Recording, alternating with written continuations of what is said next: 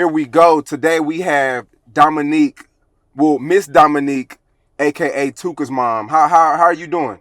I'm doing great. I'm doing great. It's a blessing to have you here. Over the last decade, we've heard Tooka's name throughout records and songs, from tributes to diss records, but we don't really know exactly who Tooka is. So today we really want to talk about who exactly Tooka was to you and how everything, took place. So, Tooka's from South Side of Chicago, right? Yes. Okay. And He was originated from the low end, 49th Calumet, 49th Prairie, up in that area. That's where they was raised at. okay. And I listened to you speak earlier. You said you were a single mother? Yes, sir. Yeah. Okay. Yeah. And how many kids? 4. Okay, 4. so it was just wow. I got to 4. I have a 1-year-old. So, Okay, yes, congrats. at the age of 46, I'm raising a 1-year-old. Okay. So at that age, well, let's say a decade ago, you're raising 3 kids at that time. Yes. Okay, and how were you making ends meet? I've been on my job now that I have for 14 years. I work for CPS.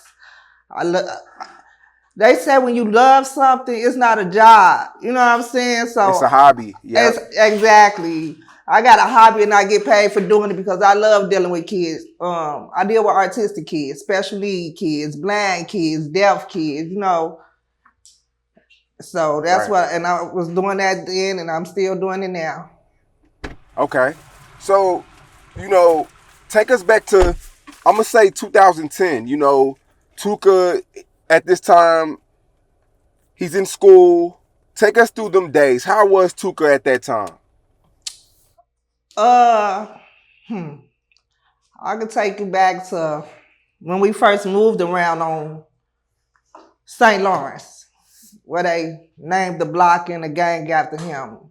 Like, when we first moved over there, it was, it wasn't all peaches and cream.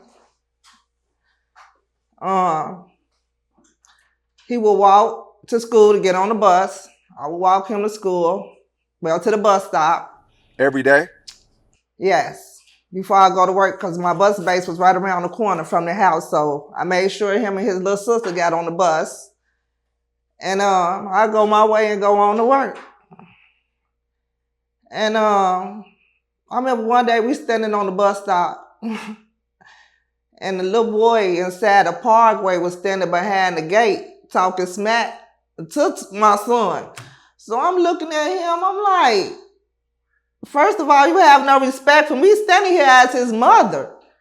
Why you talking about what you gonna do to him and stuff like that? So wait, not to cut you off. You were there when you seen this? Yeah. When the boy approached him, yes, I was at the bus stop with my son. Like, I was a pretty much hands-on, no matter my job. I was a pretty much hands-on mom with my kids. Like I said, I was a single mother and I was all they had besides my grandmother. Can you take us through that day when the kid approached your son and what exactly he said? Oh, he say, you coming from over there, St. Lawrence way, you must be one of them niggas, that and the third.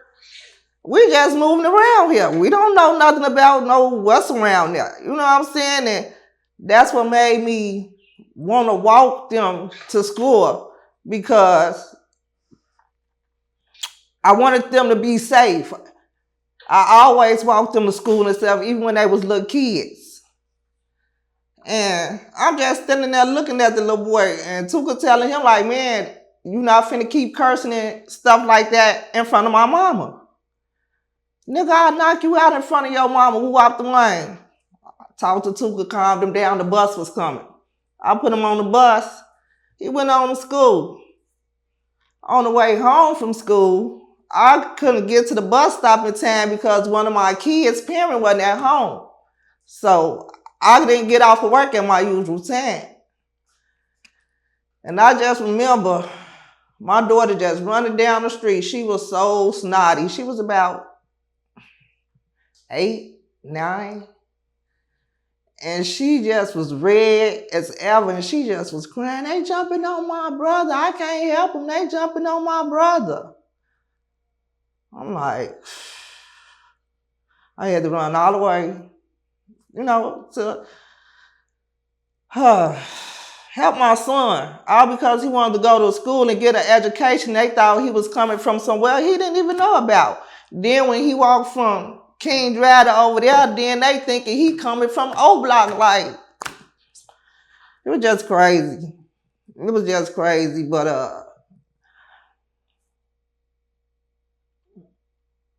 I stayed on him. You know what I'm saying? Like, when I felt like things getting too out of hand, his wrestling coach was a good friend of mine. We went to school and we graduated together. And he came to me. He said, I see something in him. Let me work with him. You know what I'm saying? So he had people, you know what I'm saying, that steered him in the right direction even when he wanted to go wrong. You see what I'm saying? So when he got kicked out of school by me working for CPS, I had connects, because one thing I was always taught, you can't make it in this world without no education. That's right. So I was real strict on my kids getting their education.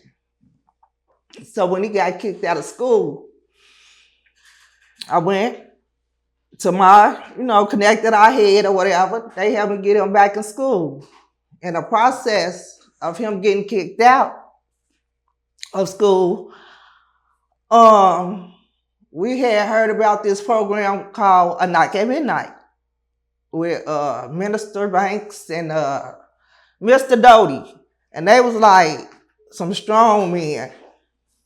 And they helped my son see what was wrong with what, the path he was trying to go down. Let him know, like, man, look, you supposed to be here by yourself. But your mama brought her, your brother, and your sister in here, to do this with you. So once he seen that, we was all together, it was like, he ain't wanna, he just wanna do right to make me proud. That's all. Right. Do you think your son was gang related? Was he gang related? No. No. You don't think Tuka wasn't in the gang? No. So you don't think there were things he was participating in that you didn't know about? And now, when I see how big his death is, it makes me wonder, what was he really doing out here? You know what I'm saying? But I knew what went on in my household. I knew what went on in his friend's household. You see what I'm saying? I was one of them parents, if my child in that home at a certain time and I know where they at, I'm going to get my child up out that house. I done knocked on plenty of doors. I done walked down plenty of soles of my shoes walking these streets for my kids. I never, ever been one of them ones that played about no game at all when it came to my kids, because I did enough of that for them. So I'd be darned if I let my kids get out of these streets to go, you know what I'm saying? But again, when I was out there in these streets, we had structure. You see what I'm saying? Mm-hmm. It was rules to how we did things back in the days. These kids, they don't got no structure. They don't got no remorse for nothing they do. Back in the days, it was women and kids was off guard. If they was gonna go do something, hey, y'all go in the house, we finna do whoop the whim. These days, it's innocent babies. Elder people who ain't got nothing to do with nothing. Like, it's just different. When y'all moved to St. Lawrence, you said you noticed that people started to pick, well, I don't want to say pick on your son, but he was targeted. Yes. And you feel like that's because they thought he was into something that he wasn't really a part of. Exactly. Like, he knew how to fight. I ain't gonna lie, he was cold with them hands. And if he felt like he couldn't beat you, he had a pocket knife this big. He gonna pull that knife out and try to poke you. But 9 times out of 10, he didn't need that knife because he had these. You see what I'm saying? Like, violence was in my house. I had a big mom. I had a big daddy. Although it was just me and my grandma raising them kids. You see what I'm saying? They never lacked in anything as far as attention or none of that. So when we moved around there and I seen my son become a target, I had my grandma start coming picking him up. After that day, I had my grandma start picking him up and taking him to school for me. He was going to Park Manor. And they wanted to fight my son so bad. Who was they? Some boys from the school that he was going to. There was part of, 71st Street somewhere over there by St. Lawrence or somewhere. Now they thinking he in some stuff over there. He just going to school. But they had wanted to fight Tuka so bad. They actually tried to open my grandma's door while she was in the car picking them up to try to snatch my son up out of there. Yeah. So, I mean, this stuff about him being this killer and all this stuff, my baby ain't never been even arrested. He don't even have a record. So, I knew what my son was doing, but this death stuff for his, and because how could I put it? How uplifting they is of his name all of a sudden. What was he really out here doing? Is all I could wonder. Because for him to be 15 years old and be this much, then love so much, like, So y'all moved to St. Lawrence. Who is Tuka hanging around the most? Because, I mean, you got the FBG Ducks, you got the Lil J's. It's a lot of rappers who pay homage to your son, but who do you remember seeing around your son at that age? None of them. None of them. No. When we first moved around there, we had problems with them too because they thought he was coming from over there by King Drive. Okay, so when you moved to St. Lawrence, you had problems with Duck and Jay. Well, your son did because they thought that he was from King Drive. I wouldn't say it was, I didn't even know who they was at the time, but it was like a group of boys. They stood right there on Eberhard every day to try to wait for like him to come home from school. And now here we go again, you know what I'm saying? And Lord knows I ain't gonna even lie. I'm one of them others that fight with her kids. So, yep, I had my baseball bat. I had my hot beach water. Every time they came to my damn door, they was getting the business. And that's just what it is. But I don't remember if it was Duck or none of them. I just, they was from around there, but yeah. Okay, so you can't really confirm who it was? No. Okay, but you think it was Duck and Lil J and and he ended up getting cool with him after a while. Yeah, because once they seen I wasn't going, they was like, look, one boy was like, y'all gonna leave this boy alone because that's how bad it was. Y'all gonna leave this boy alone or we gonna help them fight y'all. And he was from around there. Like, yeah. What made Tuka such a target? Because it seems like every crew at that time had it against them. I don't know. Like I said, he come from this way, they think he from this way. He go this way, they think he from this way. So it's like he just wanted to live life, have fun, and be a kid. Go to school, get an education. That was it. Tuka is now, when you speak on Tuka, people think it's a blunt, or smoking on Tuka is like a strand of weed. It's like a strand of weed. Did you give him that name, Tuka? Yes. Where'd the name come from? We shortened up Attitude. And then it was my nephew that I used to love when I was pregnant with him. His name was Buka. So we got a Buka and a Tuka. Okay.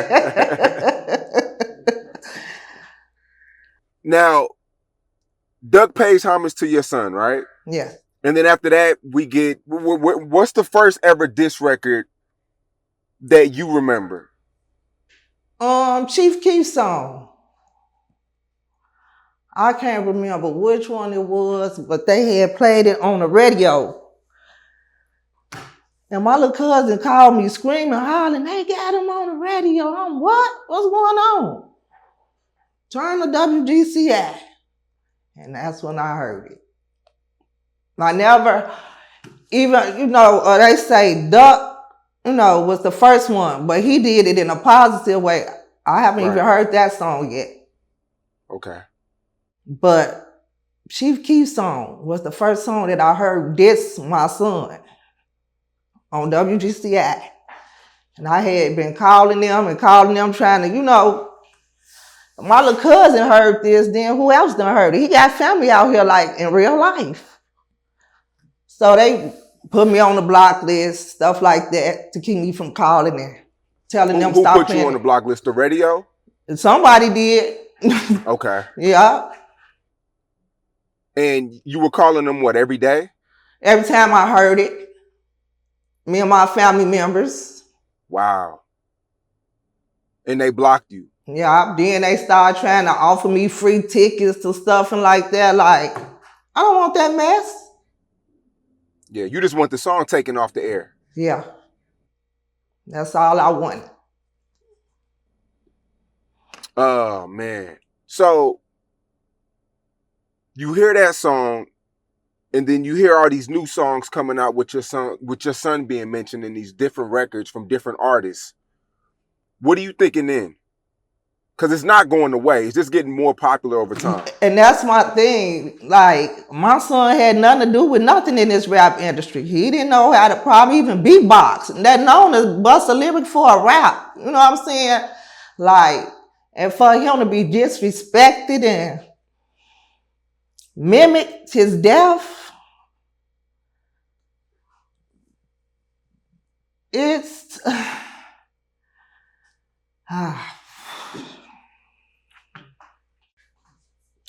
They the ones.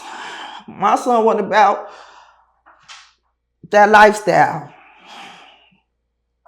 They the ones who's making him famous and blowing him up like this because they can't stop saying his fucking name. One rapper here, some rapper said, then now he go want to say it.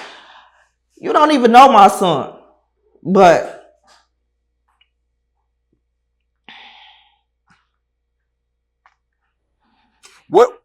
we know Chief Keef did the first record, but what other artists do you think keep your son names afloat over time? Durk, Vaughn. I done heard one of the, I forgot what rapper it was. It's one of the upcoming rappers that just sang, well, he's a popular singer or whatever, and I done heard him say my son name in his song like, huh? If I'm not mistaken, I think it was Drake. Yeah, it was somebody that wasn't even, it got so big, it was bigger than Chicago. You hear me? And he only 15. He was a kid. They made him a legend.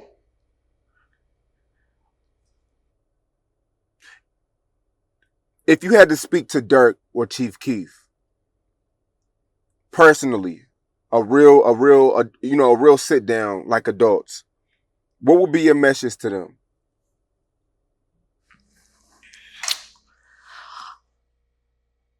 I just want to know why. Why?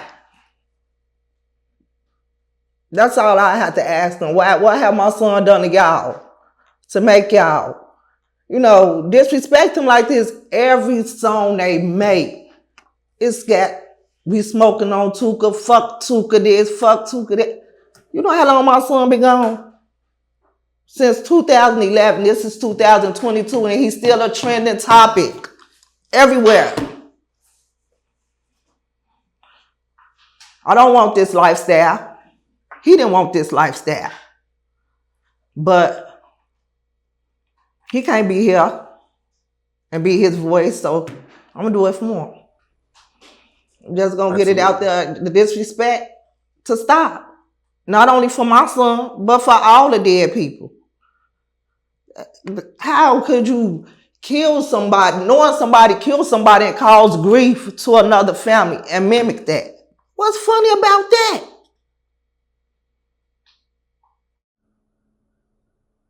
Absolutely. Do you still listen to rap music, or are you burnt out? I never listened to that drill music stuff. I never listened to it. None of it. I'm an R&B person. I like slow jams, blues, dusty, stuff like that. That's why. Only reason why I know about Chief Keef no music, because my daughter listened to it. You know what I'm saying? But me personally, I don't listen to it. Yeah, the state of hip hop now, a lot of artists feel like you have to be disrespectful to get that clout. You know, people aren't back. You know, back in the early 2000s, the 90s, men used to talk about love, and you know, now it's all about disrespectful shit. But like I said, when they was doing that disrespectful stuff back in our days, they weren't talking about nobody dead, homie, nobody dead, grandmama, none of that mess. This generation right here done took rap, hip hop to a whole nother level. To where people is really getting killed over words. You feel me? Really losing their life over words. Don't know this person from Adam or Eve, but just the words that's coming out their mouth. I mean, whew, I just wish they let my son be. They can't hurt him no more than what he already have done to me. He's not here to say nothing bad about nobody. He's not here to do nothing to nobody. I just wish they just let him be. Man, something else to rap about. If you don't mind, can you take us through that day where, you know, your son was murdered in 2011?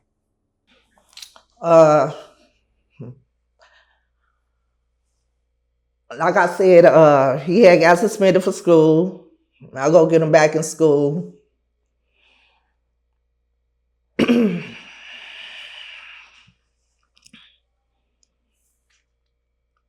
He had got into it with a teacher. So they sent him home. My daughter was there because she had a doctor's appointment. So she was going to leave kind of late. But she like, come on, Tuka, we got to do woo-woo-woo. I'm like, Tuka, what are you doing now? I'm telling him, come on, son, you got to go to school, woo up the way, woo-woo-woo. He, okay, Mom, I'm going to school. I got to walk out to the bus stop, woo up the way. He went and hid until she left out. He went back up to the school because he had a wrestling match that day. He loved wrestling. That helped him let out so much anger. You know what I'm saying?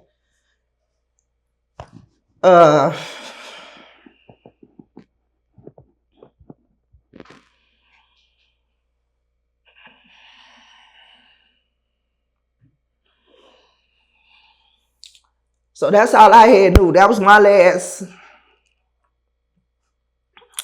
That's all I knew. My son had left out the door and went to school. That's all I knew. So he had called me at about 6 something when the wrestling match was over. He was standing on the bus stop on 63rd and St. Lawrence. And he called me. He was just so filled with enthusiasm and like, yes, I done did it. You know, he was proud of what he had did. He called me and say, Mama, I did. I won my wrestling match. I was like, good, son. Come on home. I was, ooh, that's what. I was at the kitchen sink, seasoning some chicken.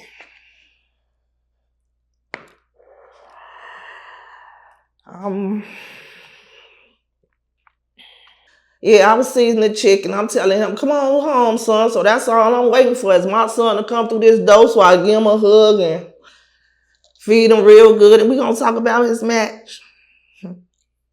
Somebody else had other plans. The detective called me. He say, is you somebody's mama?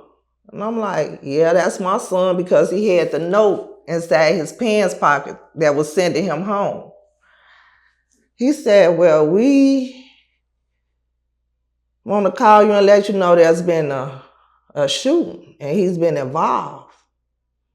I'm like, okay, so I'm thinking to myself, because me and my child's now father, we had got into it because he felt like I let my kids say anything, because him and Tuka had got into it.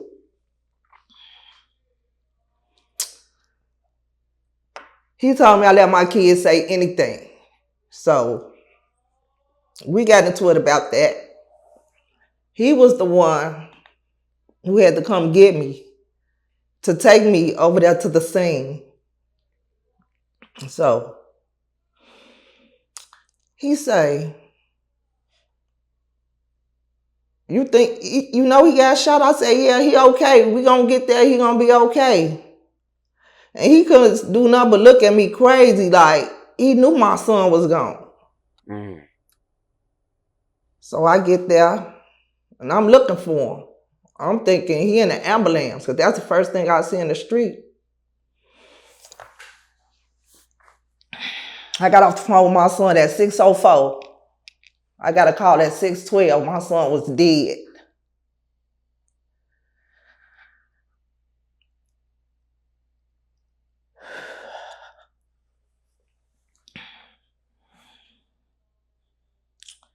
So we get over there to the scene.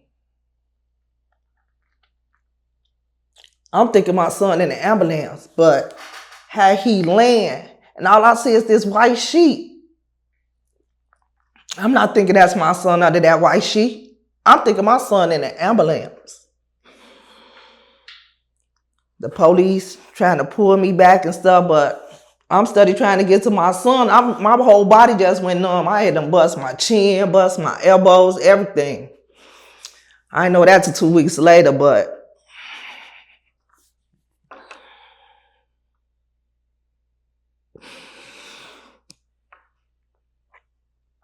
when I saw my son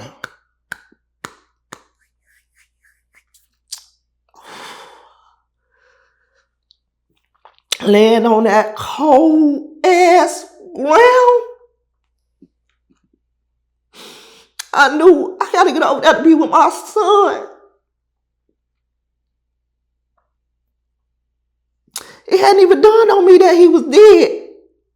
I just knew my mother intuition just kicked in and just say, go get your child.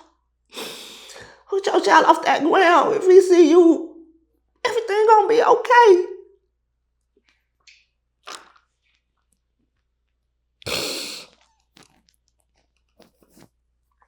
My son to get up off that ground.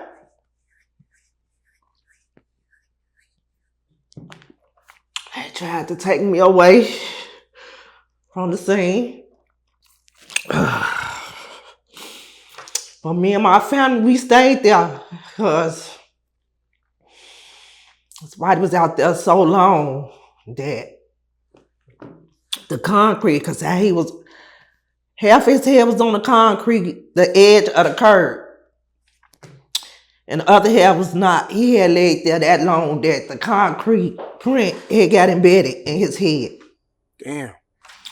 Took them people 6 hours. 6 whole hours to come and get my baby out them fucking streets, man. And that's the last memory I have of my son. It's him telling me my mom coming home. He never walked through them doors again. And all that day, because that's the type of parent I am. I'm not locking my doors, so I know all my kids in here are safe and secure. I said that day all night, just study, saying, Tuka coming in, Tuka coming in. Y'all don't lock the door, Tuka coming in. And my grandma just sitting there like, y'all gon', just let her have her moment. Like, so all I knew how to do was be a mother to my kids. I didn't know nothing else because I lost my mama at an early age. You know what I'm saying? See what my grandma had to do and deal with to help her cope with losing her only child.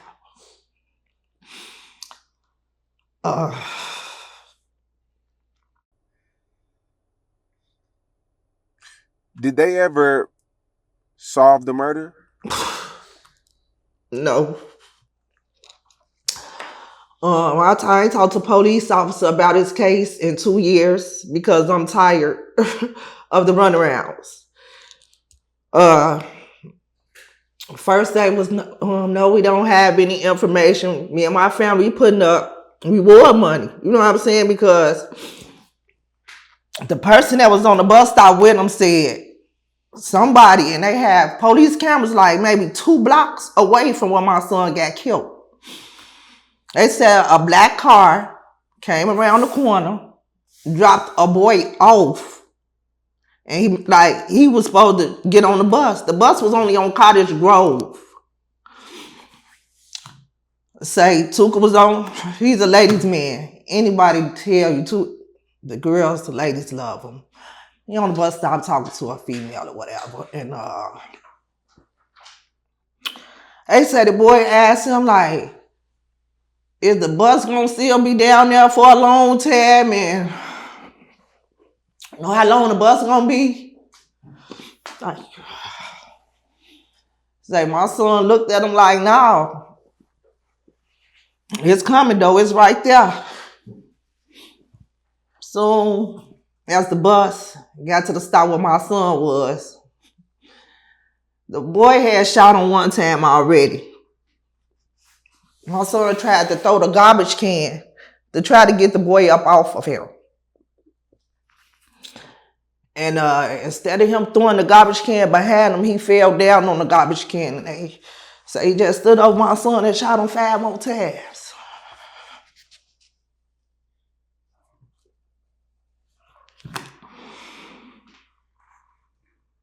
Then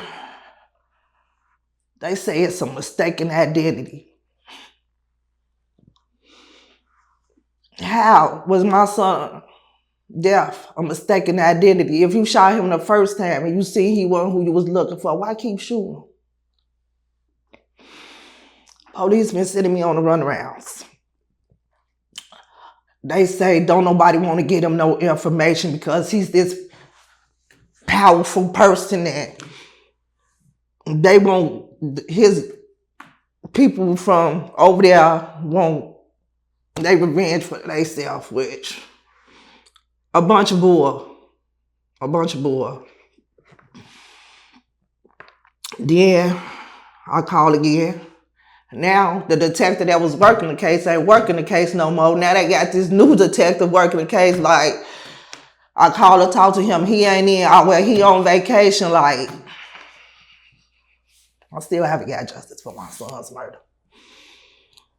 You know, in Chicago, all around the world really, but especially Chicago, there are thousands and thousands and thousands of parents who are going through what you're going through right now. What do you think it would take? And I know it's such a broad question because we talk about it every day, but what do you think it would take? I mean, of course, violence will forever go on, but to stop the gun violence at that rate that it's at now? Get involved in that kid's life. Stop trying to be that. That's one thing about me. I never, ever portray to be I'm their friend to a certain extent. When it comes to that trying to kick it and want to drink and smoke and hang around me and my friends, Because I had a big mama. Like I said, you can't be in no grown folks conversation up there when grown people talk. Kids not supposed to be around grown-ups when the grown-ups talking about grown-up things. And that's what's wrong with them. They so afraid to let their kids deal with consequences that they make out here. Rather, you know what? I didn't understand it then. One of my students told me this. He say, Miss Dominique, he say, kids make mistakes. Adults make decisions. I didn't get it at that time. But I got it now. I got it now. So if these parents, it starts at home. If these parents just put back in the effort, you know, like back in the days, like if one person on that block sent you do something, they used to whoop you, you know what I'm saying, and take you home to your mama. Now you try to put your hands on somebody's child and take them to their mama, they gonna be ready to whoop you, but your child out here doing wrong. Yep. I come from the old school. But now, putting belts to their butts and stuff like that, since DCFS came up with this abuse stuff, kids try to use it to the best of their ability now. I don't care, because I used to beat my kids with bats. Both of my boys was 6'7", 6'9". I didn't care. Come here. I'm bringing you down to my sides. You know what I'm saying? I was that parent that didn't play with my kids. When they was wrong, I disciplined them. You know what I'm saying? These parents need to put the fear of God back in these kids' life and put the fear of them back in these kids' life, because they want to be their friends too much. Like I said before, your son is a topic to where as though when a lot of, especially the GDs that knew your son, when they're in a conversation, is like, you know, they always say on Tuka, like, you know what I mean, as an endearment. Now I want to get to, I want you to keep it real with me. How many people who mention your son and claim that they were so cool with him, how many of these people check up on you or have checked up on you or seen if you were okay? Like, which one of his friends kept it real with you? Before my godson LBG Duck got killed, he was one of them. Jael, I mean, pretty much that's it. Pretty much the whole STL, that's one thing I can say that have been very, very supportive. They inbox me. If they not inboxing me, they text my phone. You know what I'm saying? Call, what's up, OG? You need woo-woo, you good? Send a message through my daughter. Tell OG I said woo-woo. You know what I'm saying? You know? Yeah. They really have been stand-up guys. That's one thing I can say. That's one thing I can say. They stood on that. They came up with the Tookaville and the Tooka gang, and yeah. Now Tookaville, how big is Tookaville? Is it a neighborhood? Is it a block? I think it's about, what is this? About 2-3 blocks. Okay. Yeah, that's something they came up with after his death. And that's another reason the police, he's a gangbanger. My son ain't no damn gangbanger because they named the block after them and the gang after him. Now they a gangbanger. Yes. One day at a time, you know? One day at a time. Right. Now, there are multiple documentaries about your son on YouTube. Have you ever checked them out? I seen the one that HBO did when they call themselves doing a documentary on Jakira Bars. Yeah. I seen that one. That one pissed me off. But that's the only one I have seen. You knew K.I.? Yes. So K.I. and Tuka were friends? Yes. Okay. And K.I. is accused of, I mean, we know she's She's a female. She's accused of like multiple murders. Do you feel like Tuka was maybe a target because of his affiliation with her? Nah, no, not at all. So you feel like you were so on top of your son, you knew where he was 24/7, 365. Yeah, because I had, like I said, I was the type of parent that go knock on people's houses. I had parents calling me, "Oh, is you looking for Tuka today? Because he's sitting around here on the couch with my daughter," or "Oh, he's sitting over here playing cards." That's the type of perspective I put out there, and I stood on it.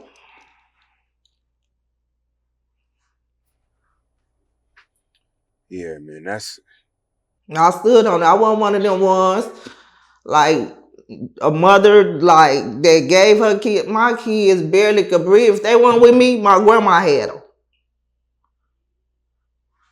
Like they weren't no like street kids like to go to everybody's house and all that. I didn't play that. right. Now, over time, Chicago has lost a lot of artists, man. Like so many artists that were important to Chicago, the drill movement, as I would say. You seeing that happening over time. What's your thoughts on, FBG Duck, the King Vons, the Little Miss? It's so many that took place. Yes. I mean, I just wish it never even started. Period. They should have just left. What they call it? Just left it. What they used to call it when you talk about your mama or somebody mama or something? The dozens. Yeah. You know what I'm saying? This drill music stuff it's too far. It went too far. Period. With everybody, not just them. Everybody. I just wish it never started. Like, and when I was at a interview I had did with Dre O, and like I was around the mothers who, kids was in the rap industry and lost their kids to the rap industry. I could relate to the deaths as far as their kids, but as far as being in the industry, I didn't understand that part because my son wasn't in the industry at all. He wasn't in the industry, and they had asked me like, what did I say? Asked me something that's to the nature of what like the followers or something. Do I feed off into the followers? I don't know nothing about none of that mess. I don't follow none of that mess. That's too much energy. I'm a positive person. I like making people laugh because it's a lot I haven't had in this mouth that nobody even knows about. You see what I'm saying? Life itself, me waking up every day. You see what I'm saying? That's enough blessing for me. It's a lot I haven't had in this mouth, but I got to keep going. I'm not no bitter person. I'm not the person to hold grudges because to judge, you got to be judged as well. You see what I'm saying? And I'm not the one to judge nobody. I don't appreciate it, what they doing. I don't condone to it at all. Because since day one when my son got killed, I begged for peace that day when we did that walk. I begged for peace that day.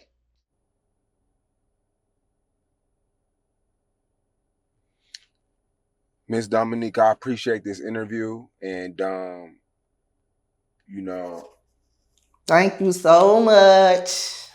I just hope time heals everything, but I can't really, I haven't had this experience before. You know what I'm saying? So It's hard. only you know. It's hard.